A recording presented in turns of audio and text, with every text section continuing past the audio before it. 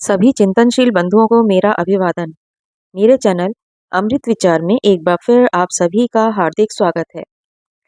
सबसे पहले जिन लोगों ने मेरे चैनल को सब्सक्राइब किया है उन सभी का बहुत बहुत आभार। जिन लोगों ने अभी तक मेरे चैनल को सब्सक्राइब नहीं किया है या जो लोग पहली बार मेरे चैनल से जुड़ रहे हैं, कृपया मेरे चैनल को सब्सक्राइब करें, लाइक करें और ज़्यादा से ज़्यादा लोगों को शेयर करें, जिससे मैं इसी प्रकार अन्य जानकारियाँ ज़्यादा से ज़्यादा लोगों तक पहुँचा सकूँ। क्या हिंदू विवाह संस्था को प्रेम विवाह विघटित कर सकता है? हिंदू विवाह की संस्था पर दो तरफ से आक्रमण हुए हैं। एक आक्रमण तो सुधारकों की ओर से प्राचीन रूढ़ियों के विरुद्ध हुआ है। जाति में ही विवाह करना, जाति से बाहर नहीं करना, गोत्र आदि को विवाह में छोड़ देना, इन सब प्राचीन रूढ़ियों पर सुधारवादियों ने आक्रमण किया और इन प्रथाओं के विरुद्ध कानून बने। इन प्रथाओं के विरुद्ध दूसरा आक्रमण सुधारवादियों ने तो नहीं किया, नवयुवकों ने किया। उन नवयुवकों ने जो विवाह का आधारभूत तत्व प्रेम को मानने लगे। इन लोगों का कहना था कि विवाह का आधार स्मृतिकारों के कानून न होकर प्रेम की आवाज होनी चाहिए। प्रेम किसी प्रकार के बंधन को नहीं मानता। जाति, धर्म, गोत्र, प्रवर, पिंड, ये सब तिनके प्रेम सम्मुख हवा में उड़ जाते हैं। जहाँ तक सुधारवादियों का संबंध है, वहाँ तक तो हिंदू विवाह संस्था में हितकर परिवर्तन ही हुआ है। उससे जड़ रूढ़ियां समाप्त हुई हैं, परंतु जहाँ तक नई हवा के प्रेम पंथियों और प्रेम विवाह करने वालों का संबंध है, इसमें संदेह नहीं कि अगर उनकी बन आई तो हिंदू विवाह की संस्था अवश्य विघटित होकर रहेगी। प्रेम विवाह विवाह की संस्था को किस प्रकार विघटित कर रहा है, इसे समझने के लिए प्रेम विवाह के रूप को समझ लेना पर्याप्त है। प्रेम विवाह क्या है और यह कैसे विवाह की संस्था को विघटित कर रहा है? प्रेम विवाह का आधारभूत तत्व है प्रथम दृष्टि में प्रेम, जिसे अंग्रेजी में कहते हैं लव एट फर्स्ट साइट। एक युवक है और वह 16 वर्षीय युवती को देखता है जिससे उसका पहले से कोई परिचय नहीं है, और उसे देखते ही वो स्वयं को खो बैठता है और उसे लगता है कि उसके बिना वह जीवित नहीं रह सकता। ऐसा युवक और ऐसी युवती माता पिता की परवाह नहीं करते, परिवार की, एक दूसरे की स्थिति की, किसी बात की परवाह न करके समाज के सभी बंधनों को तोड़कर वे विवाह कर लेते हैं।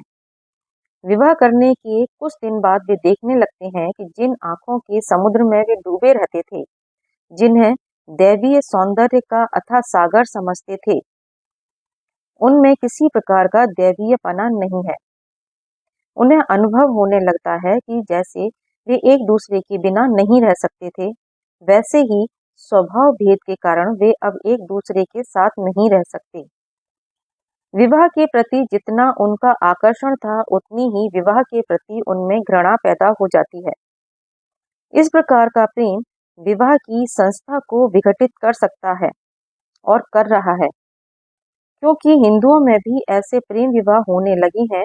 इसलिए नवयुवक हिंदू भी इसके दुष्परिणामों के शिकार हुए बिना नहीं रह सकते। प्रेम विवाह में भावना की प्रधानता होती है। प्रेम विवाह में मनुष्य भावनामय जीवन बिताने लगता है। प्रेम तो है ही एक भावना का नाम।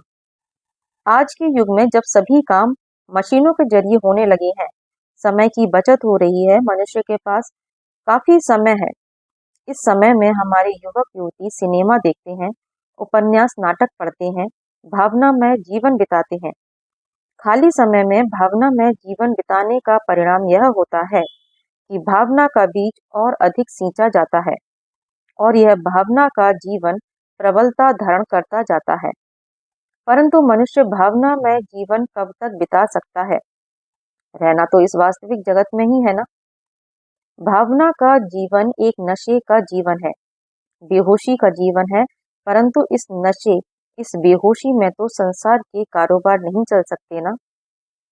हर समय प्रेम प्रेम की गुहार कब तक लगाई जा सकती है? नशा चढ़ता है तो नशा उतरता भी है, प्रेम आता है तो प्रेम जाता भी है। भावना सदैव एक समान नहीं रह सकती।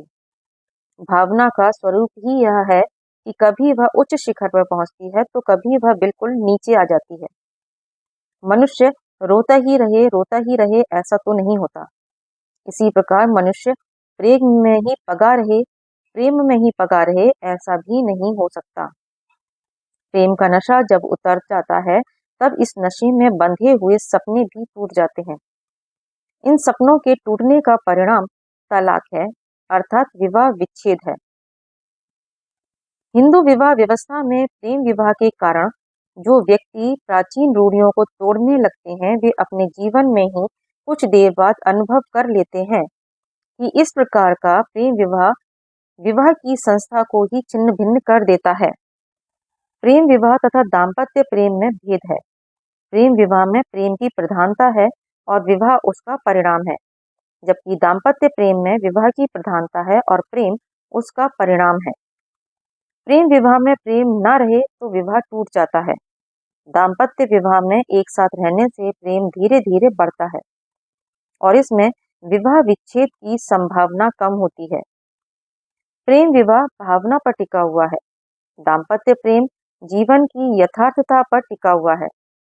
इस दृष्टि से प्रेम विवाह का सहज परिणाम तलाक हो जाता है और दाम्पत्य प्रेम का सहज परिणाम विवाह की संस्था को चिरस्थायी बना देना हो जाता है। हमारे कहने का यह अभिप्राय नहीं है कि प्रेम विवाह होना ही नहीं चाहिए अथवा हिंदू विवाह व्यवस्था में प्रेम विवाह को कोई स्थान नहीं होना चाहिए। ऐसी बात नहीं है। हिंदुओं की विवाह प्रथाओं में गांधर्व विवाह की चर्चा हम पहले भी कर चुके हैं। गांधर्व विवाह प्रेम विवाह के सिवाय क्या है?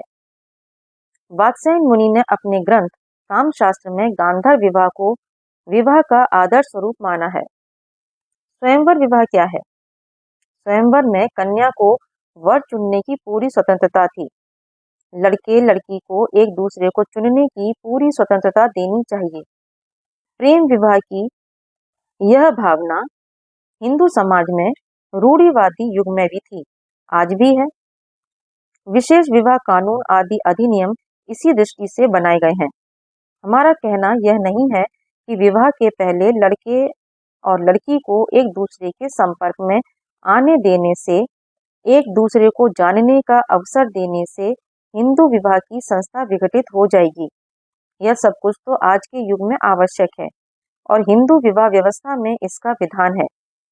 यह सब कुछ माता पिता की देखरेख में, उनके तत्वावधान में भी हो सकता है। हमारा तो केवल इतना ही कहना है कि विवाह में केवल प्रेम को एक और अखंड तत्व समझकर माता पिता, समाज, रीति रिवाज, प्रथा हर बात की अवहेलना करके विवाह करने की प्रवृत्ति विवाह की संस्था को अवश्य ही विघटित कर सकती है। आज बस इतना ही। शेष चर्चा हम अगले वीडियो में करेंगे। धन्यवाद।